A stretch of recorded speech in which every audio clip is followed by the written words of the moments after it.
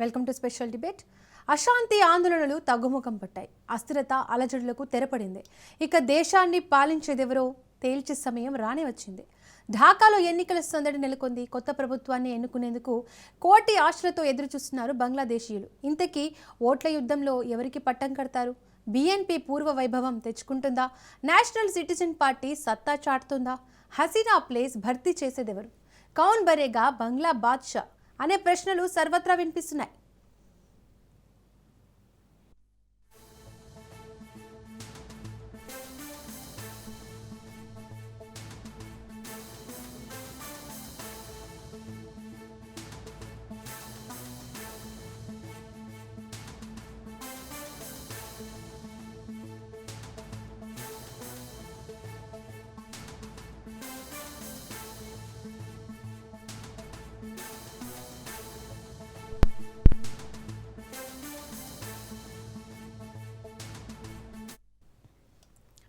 బంగ్లాదేశ్లో ఎన్నికలకు సన్నద్ధమవుతోంది యూనస్ ప్రభుత్వం.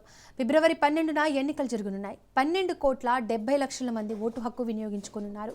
ఉదయం 7:30 నుంచి సాయంత్రం 4:30 వరకు ఎలక్షన్స్ జరగనున్నాయి. ఫిబ్రవరి 13న ఫలితాలు వెలువడనున్నాయి. అదే రోజు జులై నేషనల్ చార్టర్పై ప్రజాభిప్రాయ సేకరణ జరగనుంది. షేక్ హసీనాకు చెందిన అవామీ లీగ్ పార్టీ లేకుండానే బంగ్లాదేశ్లో ఓట్ల సంగ్రామం సాగనుంది. 2024 ఆగస్టులో విద్యార్థి ఉద్యమం దాటికి షేక్ హసీనా దేశం విడిచి పారిపోవాల్సిన పరిస్థితి వచ్చింది. తారిక్ రెహమాన్ నేతృత్వంలోని బీఎన్పీ సహా జమాతే ఇస్లామీ నేషనల్ సిటిజన్ పార్టీలో బరిలో నిలిచాయి.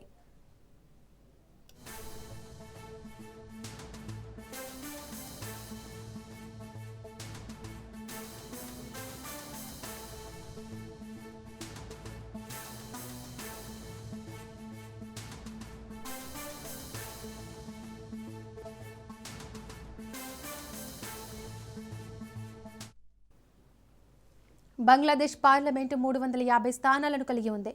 అందులో 300 స్థానాలకు ప్రత్యక్ష ఎన్నికలు జరుగుతాయి. 50 సీట్లు మహిళలకు ప్రత్యేకంగా కేటాయించబడ్డాయి. 50 మంది మహిళా సభ్యులు నామినేట్ ద్వారా ఎన్నికవుతారు. జాతీయ సంసద్కు ఎన్నికైన పార్టీల నిష్పత్తి ప్రకారం మహిళా సభ్యులను ఎన్నుకోబడతారు. ప్రభుత్వ ఏర్పాటుకు కావలసిన మేజిక్ ఫిగర్ 151. రాజ్యాంగ సవరణ చేయాలంటే 2/3 మెజార్టీ ఉండాలి. కనీసం 200 మంది సభ్యుల మద్దతు అవసరం.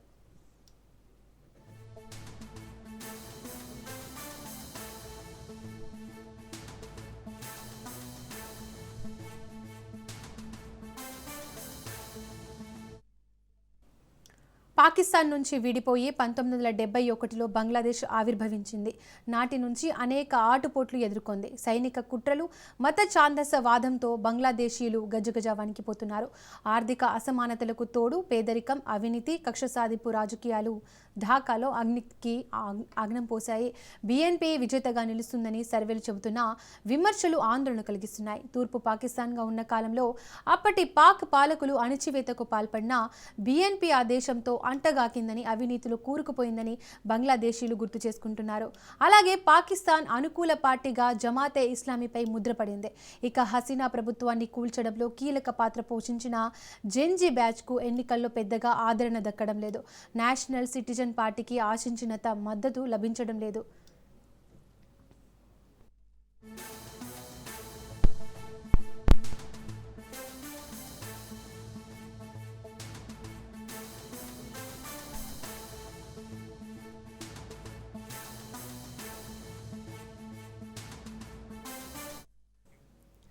బంగ్లాదేశ్లో ఎవరు పాలకులైనా చైనా పాక్ ప్రభావం చూపడం ఖాయం. బీఎన్పీ బహిరంగంగా ఏమి చెప్పకపోయినా జేఈఐ పాక్ అనుకూలతకు చాటుకోవడంతో పాటు డ్రాగన్ దౌత్యవేత్తలతో టచ్లో ఉంది. షేక్ హసీనా సర్కార్ పడిపోయిన తర్వాత బంగ్లాదేశ్లో హిందువులపై దాడులు పెరిగిపోయాయి. కొద్ది రోజులుగా ఇండో బంగ్లా సంబంధాలు దెబ్బతిన్నాయి. భద్రతా కారణాల దృష్ట్యా టూరిస్ట్ వీసాలపై ఆంక్షలు విధించింది మోడీ సర్కార్. అలాగే క్రీడాపరంగా కూడా ఉద్రిక్తతలు నెలకొన్నాయి. దీంతో ఢాకా ఎన్నికలపై సర్వత్రా ఆసక్తి నెలకొంది. సుస్థిర ప్రభుత్వం ఏర్పడుతుందో లేదోనని ప్రపంచ దేశాలు ఉత్కంఠగా గమనిస్తున్నాయి.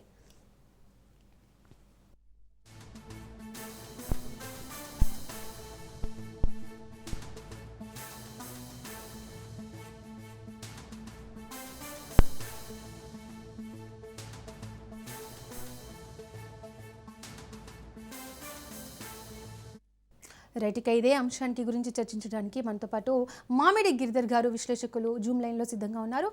నమస్తే మామిడి గిరిధర్ గారు.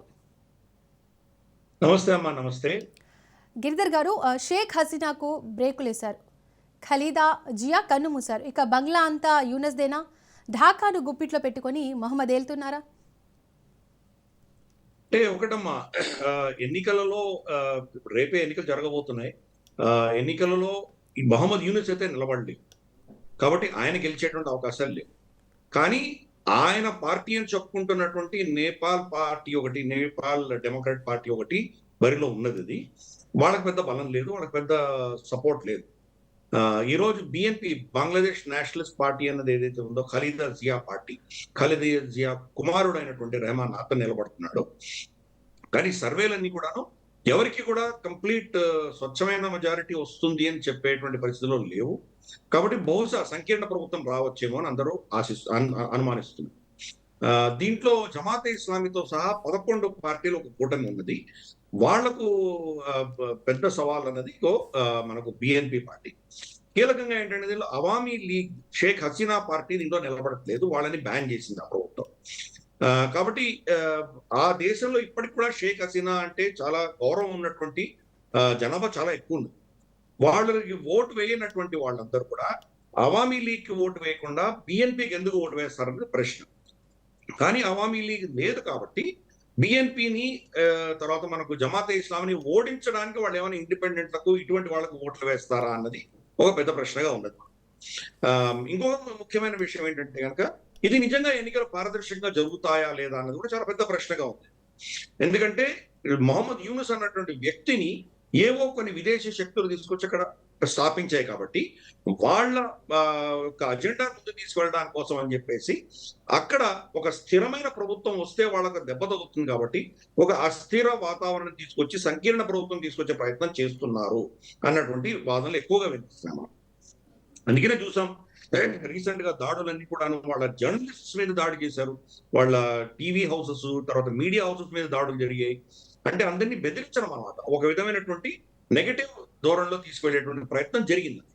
ఎన్నికల దగ్గర పడే కొద్దీ భారత వ్యతిరేకత విపరీతంగా తీసుకెళ్లారు, హిందూ వ్యతిరేకత విపరీతంగా తీసుకెళ్లారు.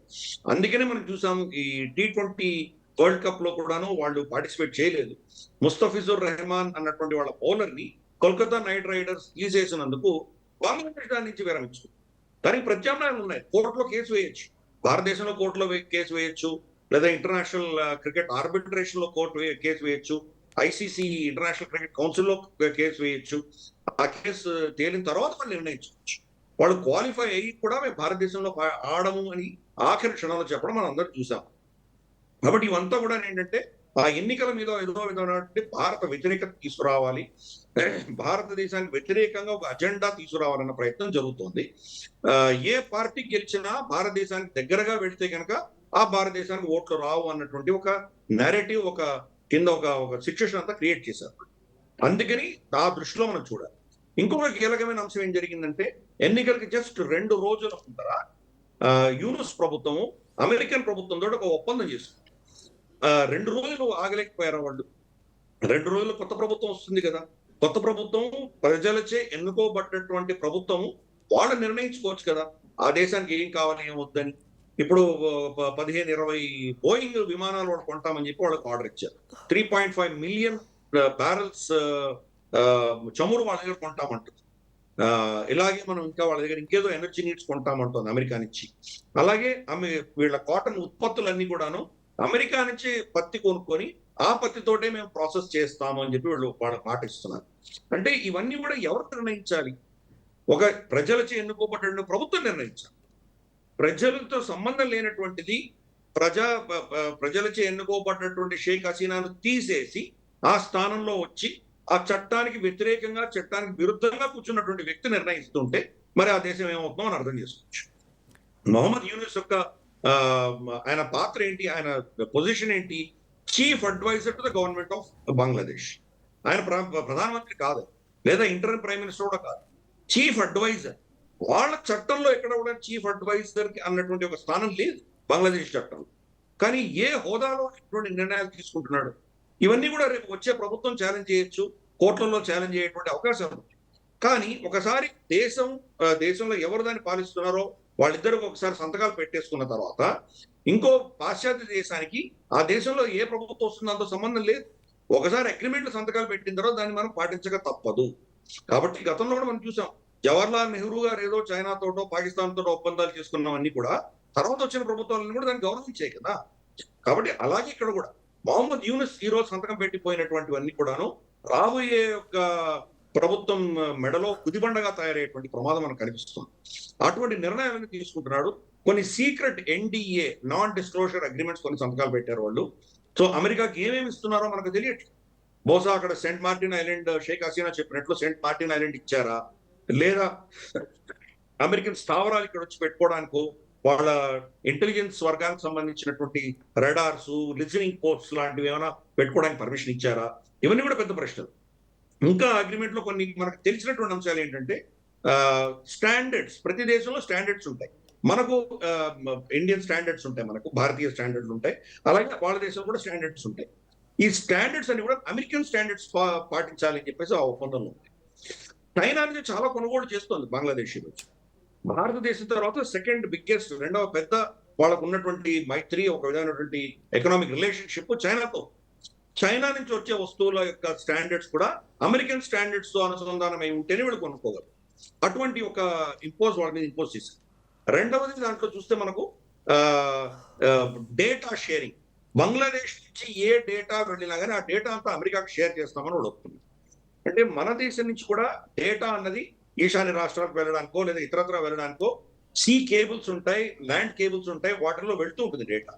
బంగ్లాదేశ్ లో ఎంటర్ అయిన డేటా అంతా కూడా అమెరికాకి ఇచ్చేసేటువంటి ప్రమాదం ఈ రోజు వాళ్ళ ఒప్పందంలో వాళ్ళు చేసుకున్నారు. కాబట్టి భారతదేశానికి అది చాలా పెద్ద మనకు ఒక పెద్ద ఇష్యూ. అది మనకు నిజంగా రాబోయే ప్రభుత్వంతో మనం చర్చించాలి. ఇది ఎలా మీరు అమెరికాకి ఎలా ఇవ్వబోతున్నారు మా డేటా అని మనం వాళ్ళు ప్రశ్నించే పరిస్థితి మనకు కూడా ఉంది. అలాగే చైనాకు వ్యతిరేకంగా వాళ్ళు ఏం చేశారంటే ఫోర్స్డ్ లేబర్, ఏదో విధంగా బలవంతంగా వీళ్ళని పని చేయించి ఆ బలవంతపు పనితోటి తయారైనటువంటి పత్తి దానిని వాడుకోవడానికి వీల్లేదు, పత్తే కాదు ఏ వస్తువు కూడా వాడడానికి వీల్లేదు అని ఒక కండిషన్ పెట్టారు. అది చైనా పేరు చెప్పలేదు కానీ డైరెక్ట్ గా చైనాకు వర్తిస్తుంది.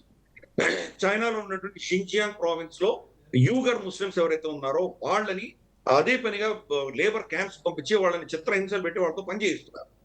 షింజియాంగ్ లో కావచ్చు లేదా ఇతరత్ర దేశంలో కావచ్చు పనిచేస్తున్నారు. అందుకనే చాలా కంపెనీలు, నైకీ, మనకు తర్వాత వాళ్ళ రీబాక్, ఇటువంటి చాలా కంపెనీలు అన్ని కూడాను షింజియాంగ్ నుంచి వస్తున్నటువంటి ప్రొడక్ట్స్ ని బ్యాన్ చేసింది. ఆ దేశం అమెరికా బ్యాన్ చేసింది. అదే కండిషన్ బంగ్లాదేశ్ మీద కూడా పెట్టింది. కాబట్టి బంగ్లాదేశ్ ను ఒక విధంగా చూస్తే అమెరికా సామంత దేశంగా తయారు చేసి విధంగా ఈ ఒప్పందం జరిగింది. జస్ట్ ఎన్నికలకు 2 రోజులు ఉంటారు. కాబట్టి ఎన్నికల యొక్క ప్రభావంతో నిమిత్తం లేకుండా అమెరికా వాళ్ళ ఇంట్రెస్ట్ కాపాడుకోవడం కోసం వాళ్లే పెట్టినటువంటి ఒక తోలుబొమ్మని అయినటువంటి మహమ్మద్ యూనిస్ ను వాడుకొని ఈ ఒప్పందాలని వాళ్ళు చేసుకున్నారు. అది అక్కడ జరిగింది. ఇప్పుడు ఎన్నికల తర్వాత వచ్చే ప్రభుత్వం ఏముంటుందో మనకు తెలియదు. బహుశా సంకీర్ణ ప్రభుత్వం ఉండొచ్చేమో, దాంట్లో జమాతే ఇస్లామీ ప్రభావం ఉండొచ్చేమో అని ముందస్తుగానే అమెరికా ప్రతినిధులు అలాగే యూకే ప్రతినిధులు జమాతే ఇస్లామీని కలుస్తారు. జమాతే కలిశారు, ఆల్రెడీ జమాతే ఇస్లామీ నేతలు కలిశారు. బహుశా రేపు ప్రభుత్వం ఏర్పాటులో వాళ్ళ ఒక భాగస్వామ్యంతో వాళ్ళకు ఉంటే వీళ్ళ ఇంట్రెస్ట్ యూకే ఇంట్రెస్ట్ కాపాడుకోవడానికి ముందస్తుగానే వాళ్ళతో మాట. మనకు తెలుసు, ఇందాక నువ్వు కూడా చెప్పావమ్మా, జమాతే ఇస్లామీ అనేది పాకిస్తాన్ వత్తాసు పలిగేటువంటి పార్టీ. అసలు బంగ్లాదేశ్ అనే దేశం ఉండకూడదు, ఇప్పుడు కూడా మనం ఈస్ట్ పాకిస్తాన్ గానే ఉండాలి, పాకిస్తాన్ లో అభిన్న భాగంగా ఉండాలి అని కోరుకునేటువంటి పార్టీ జమాతే ఇస్లామీ. ఆబ్వియస్లీ వాళ్ళకు హిందువులు అంటేను భారతదేశం అంటేను విపరీతమైనటువంటి హేట్రెడ్ ఉంటుంది. కాబట్టి ఆ పార్టీ రేపు ప్రభుత్వంలో వస్తే ఏమవుతుందో మనం అర్థం చేసుకోవచ్చు. బంగ్లాదేశ్ అన్న దేశం ఏర్పడిన తర్వాత ఇప్పటి వరకు కూడా మనకు షేక్ హసీనా ఉన్నప్పుడే మనకు వాళ్ళతో సంబంధాలు బాగుండేవి. అంతకంటే ముందు ఎర్షాద్ కానీ, ఖలీదా జియా కానీ, లేదా మిలిటరీ ప్రభుత్వాలు ఉన్నప్పుడు కానీ మనకు వాళ్ళతో సంబంధాలు సరిగా లేవమ్మా. దాంతో చాలా మనం సఫర్ అయ్యాము. బహుశా మళ్ళీ అటువంటి పరిస్థితులు రావచ్చు. బంగ్లాదేశ్ ని వాడుకుని భారతదేశాన్ని మీద ఏదో కక్ష సాధింపులు, మనం వేధింపు చర్యలు చేయడానికి చాలా శక్తులు దాన్ని వాడుకోబోతున్నాయి. పాకిస్తాన్ ఆఫ్ కోర్స్ ఎలాగూ ఉన్నది, చైనా ఉన్నది, అమెరికా ఉన్నది. ఈ 3 దేశాలు కూడా భారతదేశానికి వ్యతిరేకంగా, ఎస్పెషల్లీ మన ఈశాన్య రాష్ట్రాల్లో అస్థిరత తీసుకురావడానికి బంగ్లాదేశ్ ను వాడుకునేటువంటి పరిస్థితులను కనిపిస్తున్నాయి. ఎన్నికలు అయినా కానీ కూడా ఈ పరిస్థితులు ఉంటాయని నాకు అనుమానం ఇస్తుంది. గిరిధర్ గారు, భారత వ్యతిరేక ప్రభుత్వమే బంగ్లాదేశ్లో కొలువుదీరనుందా? జెన్జీ బ్యాచ్ కారణంగా ఆ దేశం మనకు మరో పాకిస్తాన్గా మారనుందా? జెన్సీకి దీనికి ఎటువంటి సంబంధం లేదు. ఈ విషయం మనం గుర్తుపెట్టుకోవాలి. మనకు శ్రీలంకలో కావచ్చు, బంగ్లాదేశ్లో కావచ్చు, నేపాల్లో కావచ్చు, ఎక్కడ పోయినా జెన్సీ అని ఒక వీళ్ళకి ఒక ట్యాగ్ తగిలిస్తున్నారు. వాళ్ళు చిన్నపిల్లలు వీధుల్లోకి వచ్చి వాళ్ళు ఎందుకు డెమాన్స్ట్రేట్ చేశారు అప్పుడు? ఎందుకు షేక్ హసీనా వ్యతిరేకంగా వాళ్ళు నినాదాలు తీశారు? వాళ్ళు రిజర్వేషన్ తగ్గించమన్నారు అంతే. వాళ్ళ కోరిక అది ఒకటే, రిజర్వేషన్ తగ్గించమన్నారు. అలాగే మనం నేపాల్లో కూడా చూసాం. ఈ మనకు గూగుల్, తర్వాత మనకు ఇన్స్టాగ్రామ్ ఇవన్నీ కూడాను వాళ్ళు బ్యాన్ చేశారు, బ్లాక్ చేశారు. మా దేశంలో రిజిస్టర్ చేసుకోండి, లేకపోతే మేము మీకు పర్మిషన్ ఇవ్వము అని చెప్పి ఆ ప్రభుత్వం దాన్ని లాక్ చేసేసరికి లేదు దీన్ని బ్యాన్ చేయడానికి వీలు లేదని పిల్లలు వీధుల్లో పడ్డారు. వాళ్ళ డిమాండ్స్ ఇంతనే. కానీ ఈ జెన్సీ పేరు చెప్పి ఈ శక్తులు ఏవైతే ఉంటాయో, అమెరికన్ డీప్ స్టేట్ ఏదైతే ఉంటుందో, వాళ్ళు దాన్ని నెక్స్ట్ లెవెల్ తీసుకువెళ్తారు. దాన్ని ఒక విధమైనటువంటి వికృతాకారం తీసుకొచ్చే ప్రయత్నం వాళ్ళు చేస్తారు. బంగ్లాదేశ్ లో అలాగే జరిగింది. షేక్ హసీనా ఇంటి మీద దాడి చేయడము, వాళ్ళ మంత్రుల మీద దాడులు చేయడం, వాళ్ళని చంపడము, కొట్టడము, తగలబెట్టడము, ఇవన్నీ జెన్సీ ఎందుకు చేస్తారు? కాలేజీలో ఉన్న పిల్లలు ఎందుకు చేస్తారు? అవన్నీ వాళ్ళకి కావాల్సింది రిజర్వేషన్ తీయమని అడిగారు, అంతకుమించి ఇంకేం లేదు. చిన్న చిన్న పిల్లలు వాళ్ళు 18, 16 ఏళ్ళు, 20 ఏళ్ళు, 25 ఏళ్ళు లోపల ఉన్నటువంటి పిల్లలు. కాబట్టి వాళ్ళ ఉద్యమాన్ని ఆసరాగా చేసుకొని కొన్ని అసాంఘికమైన శక్తులు దాన్ని టేక్ ఓవర్ చేసినాయి. దాని వెనకాల మొత్తం బ్రెయిన్ అంతా కూడాను అమెరికన్ డీప్ స్టేట్. వాళ్ళు పాకిస్తాన్ వాడుకున్నారు, జమాతే ఇస్లాంని వాడుకున్నారు, అక్కడ ఉన్నటువంటి కొన్ని శక్తులను వాడుకున్నారు, ఈ విధ్వంసం సృష్టించారు. ఈ రోజు మనకేం తెలుస్తోందంటే, అప్పుడు స్టూడెంట్ యూనియన్ లో ఆ స్టూడెంట్ మూవ్మెంట్ షేక్ హసీనాను తీసేసేటువంటి ప్రయత్నం చేసినటువంటి విద్యార్థులలో కీలకమైన విద్యార్థులు బంగ్లాదేశ్ పౌరులు కూడా కాదు, డొమినికన్ రిపబ్లిక్ ఎక్కడెక్కడో వాళ్ళ పౌరసత్వం ఉంది. ఈ కొత్త ప్రభుత్వం కానీ వాళ్ళు పారిపోతారు, ఈ దేశంలో కూడా ఉండరు. అటువంటి వాళ్ళతోటి ఈ పని అంతా చేయించారు. కాబట్టి జెన్జీ అన్న పదం చాలా సునాయాసంగా అందరూ వాడుతున్నారు, చాలా తప్పది. జెన్జీకి దీనికి సంబంధం లేదు, అర్థం చేసుకోవాలి. రెండవది, అవును తప్పకుండా అక్కడ భారత వ్యతిరేక నేరేటివ్ ఒకటి చాలా విస్తృతంగా, ఉధృతంగా అక్కడ వాళ్ళు స్థాపించగలిగారు. దాంతో ఈ రోజు ఏ ప్రభుత్వం కూడా భారతదేశంతో మైత్రి పెట్టుకుంటాము అని చెప్పలేనటువంటి పరిస్థితి, చెప్తే ఓట్లు రావేమో అన్నటువంటి పరిస్థితి. ఆ నేరేటివ్ ని పాకిస్తాన్ చాలా సక్సెస్ఫుల్ గా బిల్డ్ చేసింది గత సంవత్సరంగా. కాబట్టి ఏ పార్టీ వచ్చినా భారతదేశంతో మేము మైత్రి పెట్టుకుంటామని ఓపెన్ గా చెప్పి ఎన్నికలు గెలిచేటువంటి పరిస్థితి లేకుండా చేసింది పాకిస్తాన్. అయినా కానీ కూడా ఏ ప్రభుత్వం అక్కడ వచ్చినా కానీ, ఇంక్లూడింగ్ జమాతే ఇస్లామీ ప్రభుత్వం వచ్చినా కానీ కూడా భారతదేశంతో అనుసంధానమై భారతదేశంతో మైత్రి పెట్టుకోకపోతే ఆ దేశంలో ఎటువంటి పురోగతి ఉండదు. ఎందుకంటే వాళ్ళ టెక్స్టైల్ ఇండస్ట్రీ అంతా భారతదేశంతో అనుసంధానమైంది. ఎక్కడో అమెరికా నుంచి వాళ్ళకి పత్తి కొనుక్కోవాలంటే కానీ ఇక్కడికి వచ్చేసరికి చాలా ఖర్చుతో కూడినటువంటి, అంత ఖర్చుతోటి మీరు ఇన్పుట్స్ తీసుకుంటే మీరు తయారు చేసినటువంటి ప్రోడక్ట్స్ మార్కెట్ లో సక్సెస్ఫుల్ గా ఉండవు. దాని యొక్క ధరలు విపరీతంగా ఉంటాయి, తట్టుకోలేరు వాళ్ళు. కాబట్టి భారతదేశం నుంచే కొనుక్కోవాలి. అలాగే పెట్టుబడులు భారతదేశం నుంచి వచ్చింది. అదానీ పవర్ లాంటి వాళ్ళు వాళ్ళకి ఎలక్ట్రిసిటీ మనమే ఇస్తున్నాం, అలాగే కెమికల్స్ ఇస్తున్నాం, రంగులు మన దగ్గర నుంచే వెళ్తున్నాయి. ఇవన్నీ అయిన తర్వాత ఫినిష్ ప్రోడక్ట్స్ వాళ్ళు ప్యాంట్లు, జీన్స్, షర్ట్లు, ఇవన్నీ టీ షర్ట్స్ తీసిన తర్వాత ఎక్స్పోర్ట్ చేయడానికి కూడా చిట్టగాంగ్ పోర్ట్ చాలా చిన్నది. మళ్ళీ మన దగ్గర కోల్కతా, హౌరా ఇక్కడ ఉన్నటువంటి మన సీ పోర్ట్స్ నుంచే వాళ్ళు ఎక్స్పోర్ట్ చేయాలి. అంత అంటే ఫార్వర్డ్, బ్యాక్వర్డ్ రెండు భారతదేశంతో అనుసంధానం అయితేనే వాళ్ళ టెక్స్టైల్ ఇండస్ట్రీ బతుకుతుంది. కాబట్టి ఇటువంటి పరిస్థితులలో వాళ్ళు ఏ ప్రభుత్వం వచ్చినా కానీ మనతోటి కనుక వైరం పెట్టుకొని మనతో ఒక శత్రుత్వం పెట్టుకుంటే ఆ ప్రజలు నష్టపోతారు, ఆ దేశం నష్టపోతారు. ఈ రోజు అక్కడ వాళ్ళకు ఆహార ధాన్యాలు లేవు. వాళ్ళ దేశంలో పంటలు, వాళ్ళ దేశంలో ఉన్నటువంటి జనాభాకి వాళ్ళు భోజనం తిండి పెట్టలేనటువంటి పరిస్థితి. భారతదేశం నుంచి ఇంపోర్ట్ చేసుకోవాలి. రేపు భారతదేశం కనుక కట్ చేసిందంటే ఇంకెక్కడి నుంచి ఇంపోర్ట్ చేసుకుంటారు వాళ్ళు? ఎక్కడి నుంచో, మనకు థాయిలాండ్ నుంచో లేదా మనకు ఇండోనేషియా నుంచో, మలేషియా నుంచి ఇంపోర్ట్ చేసుకోవాలంటే ఖర్చుతో కూడినట్టుంది. రెండు, ఈ రోజు మనకైతే సరిహద్దు పక్కనే ఉంది, బ్రిడ్జ్ దాటి వచ్చేయచ్చు, ఎంత తక్కువ ధరలోనే మనకు సరఫరా చేయొచ్చు. కాబట్టి ఎన్నో విధాలు బంగ్లాదేశ్ ఈ రోజు ఈ కొత్త ప్రభుత్వము ఎన్నికల అవసరం భారత వ్యతిరేకత చెప్పినా కానీ కూడా ఎన్నికలు గెలిచిన తర్వాత ఆ దేశాన్ని ఒక సుస్థిరమైనటువంటి దేశంగా తీర్చిదిద్దాలి, అక్కడ శాంతి భద్రత ఉండాలి అనుకుంటే కనుక భారతదేశంతో మైత్రి పెట్టుకోక తప్పదు. కానీ ఇందాక నేను చెప్పినట్లు వాళ్ళను నడిపిస్తున్నటువంటి శక్తులు అలా వాళ్ళని శాంతియుతంగా జీవించడానికి వాళ్ళకి పర్మిషన్ ఇస్తారా, లేదా వాళ్ళని భారతదేశానికి వ్యతిరేకంగా ఉసిగొల్పుతారా మనం చూడాలి. ఇప్పటికైతే మాత్రం మనకు వస్తున్నటువంటి సూచనల ప్రకారం కొంత అస్థిర వాతావరణం ఉంటుంది. బంగ్లాదేశ్ నుంచి మనకు కొంత ఇబ్బందికరమైనటువంటి సమస్యలు ఏర్పడేటువంటి అవకాశాలు ఎక్కువగా కనిపిస్తున్నాయి.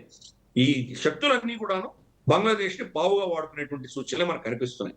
చూద్దాం ఎన్నికల తర్వాత మరి బిఎన్పి వాళ్ళకి మొత్తం మెజారిటీ వచ్చి వాళ్ళు గెలుస్తారా, లేదా సంకీర్ణ ప్రభుత్వం ఏర్పాటు చేసేటువంటి పరిస్థితులు వస్తాయా, వస్తే సంకీర్ణ ప్రభుత్వంలో ఎటువంటి పార్టీలు ఉంటాయి, ఆ పార్టీల ప్రభావం ఎలా ఉంటుంది, ఇవన్నీ కూడా వేచి చూడాలి. ఎందుకంటే భారతదేశం కూడా మనం ఒక ఏకపక్షంగా తొందరపాటు చర్యలు ఏం చేయట్లేదు. ఇన్ని భారత వ్యతిరేకమైన నిర్ణయాలు మహమ్మద్ యూనుస్ తీసుకుంటున్నా మనం సంయమనం పాటిస్తున్నాము, వెయిట్ చేస్తున్నాం. ప్రజలచే ఎన్నుకోబడిన ప్రభుత్వంతో మనం డీల్ చేయడానికి సిద్ధంగా ఉన్నాం. అందుకే ఖలీదా జియా చనిపోయినప్పుడు జయశంకర్ గారు వెళ్ళి ఆవిడ కుమారుడు కలిసి వచ్చి మైత్రి హస్తం మనకు వాళ్ళకు అందజేసే ప్రయత్నం మనం చేశాం. చూద్దాం ఎన్నికలైన తర్వాత పరిస్థితులు ఎలా ఉంటాయో దాని తర్వాత మన నిర్ణయాలు ఉంటాయి. మనకు వ్యతిరేకంగా వాళ్ళు ఉంటే కనుక మనకు కూడా చాలా లీవర్స్ ఉన్నాయి. వాళ్ళని ఎలా మనం అటువంటి భారత వ్యతిరేకత నుంచి కంట్రోల్ చేయాలి, మనకు కూడా ఆప్షన్స్ ఉన్నాయి. ప్రస్తుతానికి అవి మనం వాడట్లేదు. ఎన్నికలైన తర్వాత నిర్ణయాలు తీసుకుందామని వెయిట్ చేస్తున్నాము. గిరిధర్ గారు, కొద్ది రోజులుగా బంగ్లాలో మైనార్టీ ప్రజలైన హిందువులపైన దాడులు, హత్యలు, మానభంగాలు పెరిగిపోయాయి. హింసాత్మక ఘటనలకు యూనస్ అసమర్థతే కారణమంటారా? ఆ దేశంలో 1946-47 నుంచి కూడా హింసాత్మక ఘటనలు జరుగుతూనే ఉన్నాయి. హిందువులు ఒకప్పుడు 25% ఉన్నటువంటి హిందువులు ఈ రోజు 10% కంటే తక్కువ పడిపోయారు. ఎస్పెషలీ 71 యుద్ధంలో కొన్ని లక్షలాది మంది హిందూ స్త్రీలను మానభంగాలు చేసి వాళ్ళని అతి కిరాతంగా చంపి కొన్ని లక్షల మంది, ఎంతమంది ఎవరు చనిపోయారు, ఎన్ని కుటుంబాలు చనిపోయారు కూడా తెలియకుండా, లెక్కలు లేకుండా చంపారు పాకిస్తానీలు. దాని తర్వాత కూడా మన దేశంలో ఎటువంటి మత ఘర్షణ జరిగినా ముందర అక్కడ హిందువుల మీద దాడి చేస్తారు. భారతదేశంలో బాబ్రీ మసీద్ కూల్చినందుకు అక్కడ హిందువులను చంపారు. బంగ్లాదేశ్ లో ఉన్నటువంటి హిందువులకు భారతదేశంలో ఉన్న హిందువులకి ఏంటి సంబంధం? అది వాళ్ళ బంగ్లాదేశీ పౌరులు కదా వాళ్ళు, అయినా వాళ్ళని చంపారు. వాళ్ళు ఆ దేశంలో వాళ్ళ చట్టాల ప్రకారం నడుచుకుంటున్నటువంటి వాళ్ళు, అక్కడి పౌరులు అయినా కానీ కూడా వాళ్ళని హిందువులు కాబట్టి చంపారు. ఈ పరంపర జరుగుతూనే ఉంది. ఈవెన్ షేక్ హసీనా ఉన్నప్పుడు కూడా మనం చూసాము. దసరాలు వచ్చినప్పుడు, దేవి నవరాత్రులు వచ్చినప్పుడు కూడా చాలా రైట్స్ అయ్యేవి. అమ్మవారి చేతి మీద ఖురాన్ పెట్టడము, మా ఖురాన్ని అవమానించారని చెప్పి వాళ్ళని చంపడము, ఇటువంటి చాలా జరిగింది. అలాగే మహిళలను ఎత్తుకుపోవడము, ల్యాండ్ జిహాద్, ఆలయ భూములను కబ్జా చేసుకోవడము చాలా కాలంగా నడుస్తుంది. అందుకనే వాళ్ళ హిందువుల యొక్క సంఖ్య తగ్గిపోతూ వచ్చింది. షేక్ హసీనా ఓడిపోయిన తర్వాత వాళ్ళని ఆపేవాళ్ళు లేదు. షేక్ హసీనా ఈ అసాంఘిక శక్తులు ఏవైతే ఉన్నాయో, ఇస్లామిక్ జిహాదీ భావం ఉన్నటువంటి వ్యక్తులందరినీ అరెస్ట్ చేసి పెట్టింది ఆవిడ. వాళ్ళనందరినీ కూడా మొహమ్మద్ యూనుస్ జైలు నుంచి విడుదల చేసుకుంది. బయటకు వచ్చిన తర్వాత వాళ్ళు ఏం చేస్తారు? ఆబ్వియస్లీ ఇదే చేస్తారు కదా. అందుకని హిందువులను చంపడము, తగలబెట్టడం, ఇటు ఎన్నో చూసాం. నిన్ననే మనం చూసాము, ఒక బియ్యం వ్యాపారి, వడ్లు బియ్యం వ్యాపారి ఎవరైతే ఉన్నారో అతన్ని అతి కిరాతంగా చంపిన ఉదంతం మనం చూసాం. గతంలో కూడా మనం చూసాం, దాస్ అన్నటువంటి వ్యక్తిని తగలబెట్టి చంపారు, అతన్ని చంపేసి తగలబెట్టారు ఆయన్ని. అలాగే చాలా ఘటనలు జరుగుతుంది. స్త్రీలని మానవంగాలు చేయడం, వాళ్ళు ఎత్తుకుపోవడం, ఎక్కడికి వెళ్ళారో కూడా తెలియకపోవడం, ఇటువంటి ఘటనలు తరచూ జరుగుతున్నాయి. ఇవన్నీ కూడా ఏంటంటే మొహమ్మద్ యూనుస్ ప్రభుత్వం దాన్ని ఏమి కాదు, లా అండ్ ఆర్డర్ ఇష్యూ అంతే అని ఒక కారణం ఇస్తారు. రెండవది, వీళ్ళందరూ అవామీ లీగ్ సపోర్టర్స్ కాబట్టి అవామీ లీగ్ సపోర్టర్స్ వ్యతిరేకంగా ఉన్న వాళ్ళు వీళ్ళని చంపుతున్నారు, ఇది మతపరమైన ఘర్షణ కానే కాదు, ఇటువంటి రంగు పూసేటువంటి కార్యక్రమాలు చేస్తున్నారు. మరి ఇస్కాన్ అధినేత స్వామీజీని ఈ రోజు దాకా 2 సంవత్సరాలు జైలు ఎందుకు పెట్టారు? ఒక చిన్న కారణం, ఆయనకు సంబంధమే లేదు. వాళ్ళ ఇస్కాన్ జెండా బంగ్లాదేశ్ జెండా కంటే ఎత్తులో ఉందట. ర్యాలీలో వెళ్తుంటే అది ఎత్తులో ఉంది. కింద నుంచి ఫోటో తీశారు ఎవరో, అది చాలా ఎత్తులో ఉంది. బంగ్లాదేశ్ జెండాని మీరు అవమానించారు అని చెప్పి జైల్లో పెట్టారు. అంటే ఏదో ఫైన్ వేసి వదిలేసి ఉండొచ్చు కదా, జైల్లో పెట్టారు 2 సంవత్సరాలు. మరి మతపరమైనటువంటి నిర్ణయాలు కాకపోతే ఇవి ఏంటి ఇవన్నీ కూడా?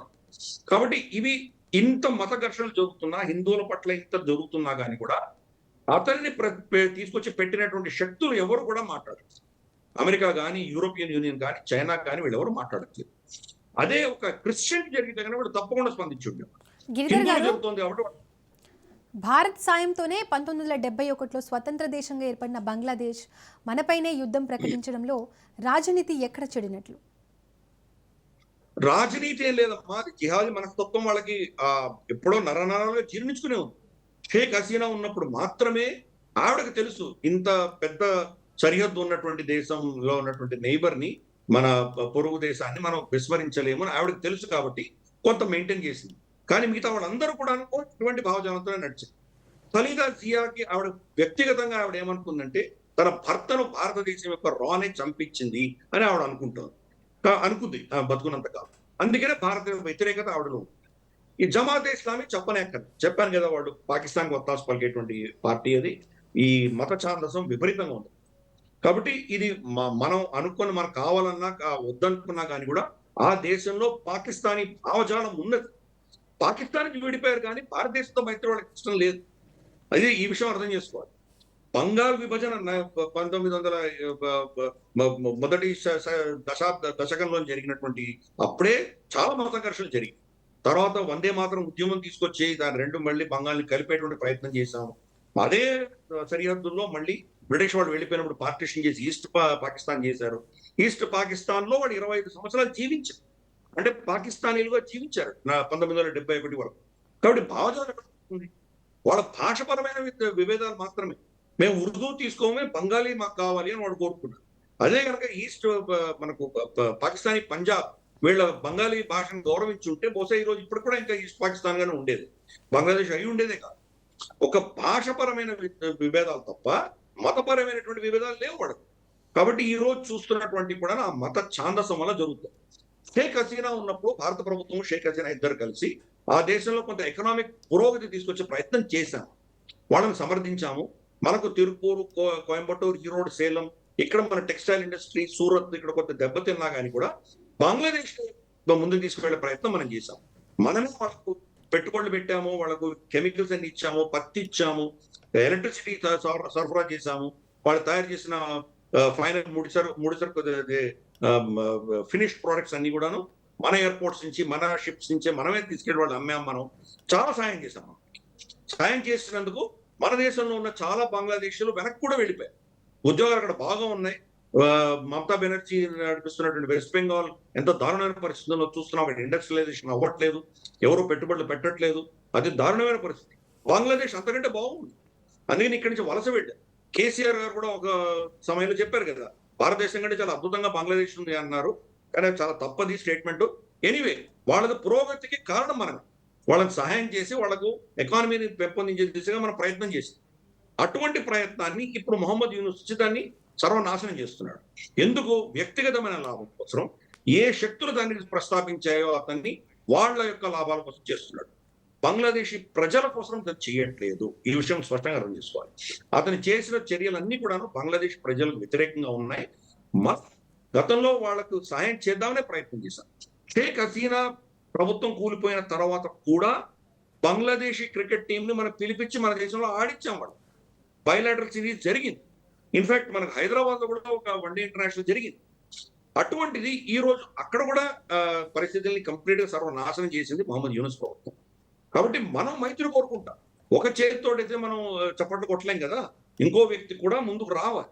వాళ్ళు కనుక ఇటువంటి వైరం పెట్టుకొని, ఒక విధంగా మత ఛాందసం పెట్టుకొని, వైరం పెట్టుకొని మనల్ని ఏదో విధంగా హింసించాలి అన్నటువంటి ఒక ఆలోచన ఉన్న వ్యక్తిని మనం హ్యాండిల్ చేయడం చాలా కష్టం.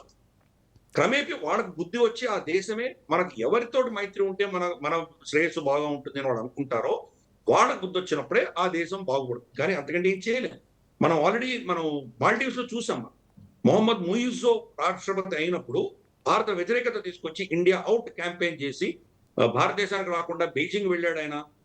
మోదీ గారు లక్షద్వీప్కి వెళ్ళే ఆయన ఒక్క ట్రిప్ లో భారత టూరిస్టులు అందరూ మాల్డీవ్స్ వెళ్ళిపోయారు. వాళ్ళ ఎకానమీ పడిపోయింది. వెళ్ళి బీజింగ్కి వెళ్ళి మీరు మీ టూరిస్టులు పంపించండి అని చెప్పి భారత వ్యతిరేకత చాలా చేశాడు. మన నేవీ సిబ్బందిని వాళ్ళందరూ వెనక్కి పంపించాడు. ఏమైంది? సంవత్సరం తిరగకుండానే ఆ దేశం అంతా ఎకానమిక్ కొలాప్స్ అయింది. వాడు గతంలో తీసుకున్న అప్పులు తీర్చలేనటువంటి పరిస్థితుల్లో దాసోహం అంటూ ఢిల్లీకి వచ్చాడు. ఢిల్లీకి వస్తే మళ్ళీ వాళ్ళని ఆదుకుంది మనమే. ఆదుకున్న తర్వాత ఇప్పుడు ఆ చైనా పైత్యం అందిపోయి భారతదేశంలో మైత్రి పెట్టుకున్నాడు ఆయన. కాబట్టి అదే పరిస్థితి బంగ్లాదేశ్ కూడా వస్తుంది. కానీ మొహమ్మద్ యూనుస్ ప్రజలచే ఎన్నుకోబడలేదు కాబట్టి ఆయనకు ప్రజలతో సంబంధం లేదు. ఆయనను ఎవరు తీసుకొచ్చారో అమెరికా, చైనా, పాకిస్తాన్ వాళ్లకు ఊడిగం చేస్తున్నాడు. కాబట్టి ఆయన ఉన్నంత వరకు కూడా అక్కడ ఎటువంటి మార్పు ఉండదని నేను భావిస్తున్నాను. ప్రజలచే ఎన్నుకోబడిన ప్రభుత్వం వస్తే కనుక, ప్రజల బాగు కావాలి అనుకున్నటువంటి పార్టీలు వస్తే కనుక తప్పకుండా భారతదేశంతో ఏదో విధంగా వాడు మైత్రి పెట్టుకోక తప్పదు. అది పెట్టుకోలేదని కానీ నష్టపోయేది బంగ్లాదేశే. వాళ్ళ టెక్స్టైల్ ఇండస్ట్రీ మొత్తం భారతదేశం కబళిస్తుంది. ఆల్రెడీ ఇప్పటికి కూడా వాళ్ళంత సీక్రెట్ డీల్ అమెరికాతో చేసుకున్నా వాళ్ళ టెక్స్టైల్స్ మీద 19% టారిఫ్ ఉంది. మన దేశంలో ఉన్నటువంటి టెక్స్టైల్ మీద 18% టారిఫ్. ప్లస్ మనం ఏంటంటే ఆల్రెడీ చాలా విధంగా మనం అమెరికా యొక్క ఒత్తిడిని తట్టుకుని చాలా ప్రపంచ దేశాలకన్నీ ఆల్రెడీ అమ్మేసుకుంటున్నాం. మన టెక్స్టైల్ ఇండస్ట్రీ Yes. ఆల్మోస్ట్ 8% పెరుగుతోంది. కాబట్టి రేపటి రోజు బంగ్లాదేశ్ కానీ ఇటు చెత్త పనులు చేస్తూ పోయిందంటే బంగ్లాదేశ్ టెక్స్టైల్ ఇండస్ట్రీలో కావాల్సిన డిమాండ్ అంతా భారతదేశానికి షిఫ్ట్ అవుతుంది. చూద్దాం. అందుకని ఈ ప్రభుత్వం, వచ్చేటువంటి ప్రభుత్వం వాళ్ళ దేశం కోసం పనిచేస్తుందా లేదా ఈ శక్తుల కోసం పనిచేస్తుందా మనం వేచి చూడాలి. Right, thank you so much Giridhar గారు చర్చలో పాల్గొన్నందుకు. సో ఇది వాటి special debate. Keep watching Raj news.